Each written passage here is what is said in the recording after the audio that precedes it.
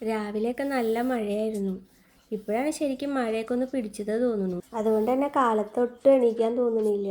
നമുക്ക് ഈ രാവിലെ നല്ല മഴയൊക്കെ ഇങ്ങനെ സൗണ്ട് കേൾക്കുമ്പോൾ നമുക്ക് ഉറങ്ങാനല്ലേ തോന്നുള്ളൂ. അതുകൊണ്ട് അവിടെ തന്നെ കിടക്കണം തോന്നുകയാണ്. ഇനി എന്താ ചെയ്യുക, രാവിലെ വേഗം എണീറ്റാലല്ലേ കുട്ടിക്ക് സ്കൂളിൽ പോകണം.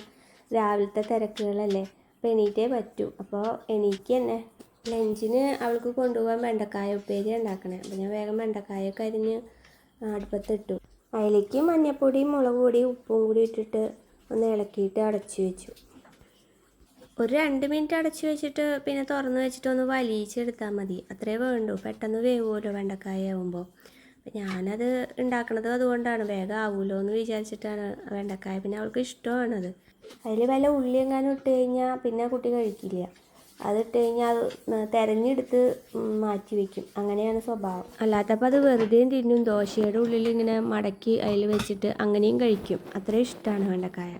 ഞാൻ വേഗം ചോറൊക്കെ വാർത്ത് വെച്ചു. ചോറ് പിന്നെ നേരത്തെ അടുപ്പത്തിടണമല്ലോ, അല്ലെങ്കിൽ വെന്ത് കിട്ടില്ലല്ലോ. ഒരു മണിക്കൂറെങ്കിലും വേണം ഒന്ന് വെന്ത് കിട്ടാൻ. ഇടയിൽ ഞാൻ ഉപ്പേരി ഒന്ന് ഇളക്കി കൊടുക്കുന്നുണ്ട്. അതിൻ്റെ ഇടയിൽ ചമ്മന്തി അരയ്ക്കാൻ തേങ്ങയും വറ്റൽമുളകും ഉപ്പും ചേർത്തിട്ടൊന്ന് നല്ലോണം അരച്ചെടുത്തു. അതൊന്ന് വറുത്തിടണം, പക്ഷേ അവൾക്ക് വറുത്തിടുന്നത് അത്ര ഇഷ്ടമല്ല. കട്ടച്ചമ്മന്തി ആയിട്ടാണ് ഇഷ്ടം. അപ്പോൾ ഞാൻ വേഗം ദോശ ഉണ്ടാക്കാൻ നോക്കി. അവൾക്ക് പോവാറായില്ലേ, അപ്പോൾ കഴിക്കാനുള്ള കൊടുക്കാൻ വെച്ചിട്ട് വേഗം ദോശ ഉണ്ടാക്കി. 2 ദോശയാകെ കഴിക്കുകയുള്ളൂ. അത് വേഗം ഉണ്ടാക്കി. ഇനിയിപ്പോൾ ചോറ് പാത്രത്തിലേക്ക് ആക്കണം.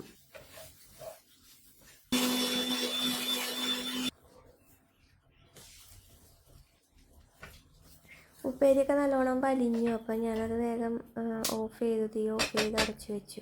ഞങ്ങൾക്ക് ദോശ അപ്പം ഉണ്ടാക്കി കഴിക്കാനാണ് ഇഷ്ടം. ചൂടോടുകൂടി നല്ല മുരിഞ്ഞ ദോശ അങ്ങനെ കഴിക്കുമ്പോൾ നല്ല ടേസ്റ്റ് അല്ലേ. അപ്പോൾ അങ്ങനെ കഴിക്കാൻ എല്ലാവർക്കും ഇഷ്ടം. പക്ഷേ ദോശപ്പണി ഭയങ്കര ബുദ്ധിമുട്ടാണെന്നാണ് എൻ്റെ അഭിപ്രായം. കാരണം ഇഡ്ഡലി ആണെന്നുണ്ടെങ്കിൽ ഒരു വെപ്പ് വെച്ച് കഴിഞ്ഞാൽ നമുക്ക് അവിടെ നിന്ന് പിന്നെയും ചെയ്തുകൊണ്ടിരിക്കേണ്ട.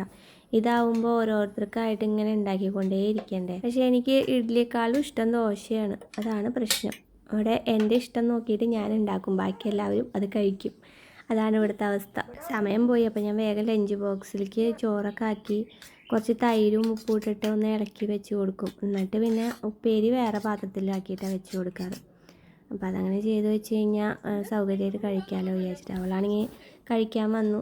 നിന്നിട്ടാണ് കഴിക്കണത്. എല്ലാ ദിവസവും പറയും ലാസ്റ്റ് മിനിറ്റിലാണ് വരുള്ളൂ.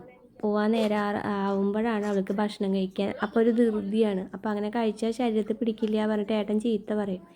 എപ്പോഴും പറയണതാണ്, ഇരുന്ന് കഴിക്കൂല, ഇങ്ങനെ നിന്ന് കഴിക്കും സമയമായി പറഞ്ഞിട്ട്. ആദ്യമൊക്കെ മുടിയൊക്കെ കെട്ടി കൊടുക്കേണ്ടി വരാറുണ്ട്. ഇപ്പോൾ പിന്നെ സ്വയം കെട്ടിക്കോളും. മുടിക്കാണെങ്കിൽ നീളല്ലേ, അതുകൊണ്ട് ഇങ്ങനെ കെട്ടണേ. മറ്റേത് മെടഞ്ഞിടുകയാണെങ്കിൽ പക്ഷേ ഞാൻ തന്നെ കെട്ടിക്കൊടുക്കേണ്ടി വരും. അതറിയില്ല ആൾക്ക്, അങ്ങനെ വൃത്തിയാവില്ല മെടഞ്ഞിടുമ്പോൾ. അതിൻ്റെ ഇടയിൽ ഏട്ടനും വന്ന് പറയുന്നുണ്ട് ഇരുന്നിട്ട് ഭക്ഷണം കഴിച്ചുകൂടെയെന്ന്. ഞാൻ വേഗം ലഞ്ചൊക്കെ ബാഗിലാക്കി വെച്ചു. ഇനിയിപ്പോൾ ഗേറ്റ് തുറക്കണം പോയിട്ട്.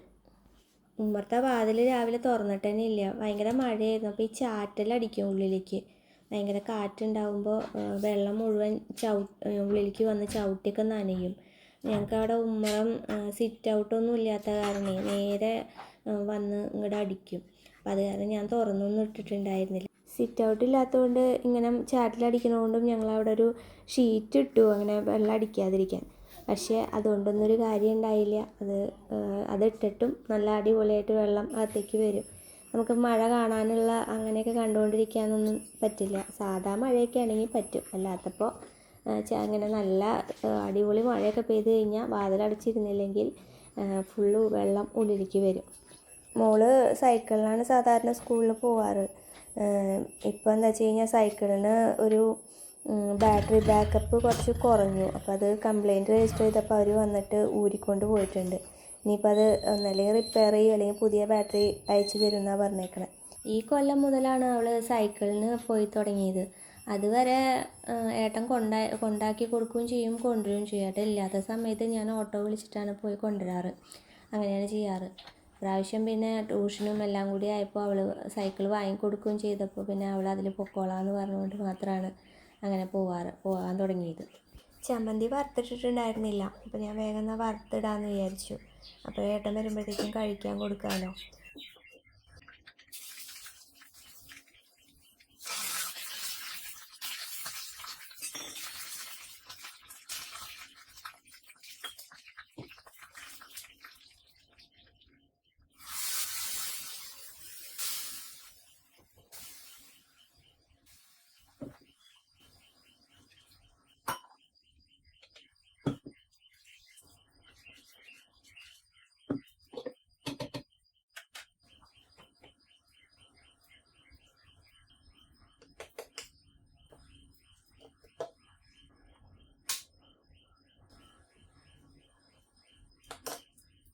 ഏട്ടൻ വന്നപ്പോൾ ഞാൻ ഏട്ടനുള്ള ദോശ വേഗം കൊടുത്തു. ഇനിയിപ്പോൾ എനിക്കുള്ളതും കൂടി ഞാൻ ഉണ്ടാക്കിക്കൊണ്ടിരിക്കുക. കാരണം ഒപ്പം കഴിക്കാമെന്ന് വിചാരിച്ചിട്ടേ. അങ്ങനെ കഴിച്ചില്ലെങ്കിൽ ഞാൻ പിന്നെ മടി പിടിച്ചിട്ട് ചിലപ്പോൾ കഴിക്കുന്നില്ല. അങ്ങനൊരു പൊട്ട സ്വഭാവമുണ്ട്. ഭക്ഷണം കഴിച്ചിട്ട് വേണം മീൻ നേരെയാക്കാൻ. ഇന്നലെ വന്നപ്പോൾ ഏട്ടൻ കൊടുന്നതാണ്. അതാണെങ്കിൽ ഫ്രീസറിലാണ് വെച്ചത്. കല്ല് പോലെ ഇരിക്കണേ. അതൊന്ന് തണുപ്പ് മാറിയിട്ട് വേണം നേരെയാക്കാൻ. ഇന്നലെ രാത്രി ഏട്ടൻ സിനിമ കണ്ടായിരുന്നു, കള്ളിച്ചട്ടമ്പിയോ അങ്ങനെ എന്തോ. അപ്പോൾ ടോവിനോൻ്റെ പടം. അപ്പം അത് ടോവിനോ അടിപൊളിയാണ്, അഭിനയം സൂപ്പറായിരുന്നു എന്നൊക്കെ പറഞ്ഞിട്ട് അതിനെ പറ്റിയിട്ട് പറയുമായിരുന്നു. സിനിമയിലത്തെ ക്യാരക്ടേഴ്സ് അങ്ങനെ ചെയ്യായിരുന്നു ഇങ്ങനെ ചെയ്യായിരുന്നു എന്നൊക്കെ. അതൊക്കെ പറഞ്ഞ് ഞങ്ങൾ ആ കഥയൊക്കെ പറഞ്ഞ് ഭക്ഷണമൊക്കെ കഴിച്ചു. അപ്പോൾ ഇനിയിപ്പോൾ രാവിലത്തെ പണി ആ തിരക്ക് കഴിഞ്ഞു. ഇനിയിപ്പോൾ ഉച്ചക്കേൾക്കുള്ള മീൻ നേരെയാക്കാനുണ്ട്. അത് തണുപ്പ് വിട്ട് കഴിഞ്ഞാൽ അത് നേരെയാക്കണം. എനിക്കാണെങ്കിൽ മീൻ നേരെയാക്കാൻ ഒരുപാട് ടൈം എടുക്കും. ഇപ്പോൾ തുടങ്ങിയാലേ അത് ഭക്ഷണം കഴിക്കാറാകുമ്പോഴത്തേക്കും എല്ലാം റെഡി ആവുള്ളൂ.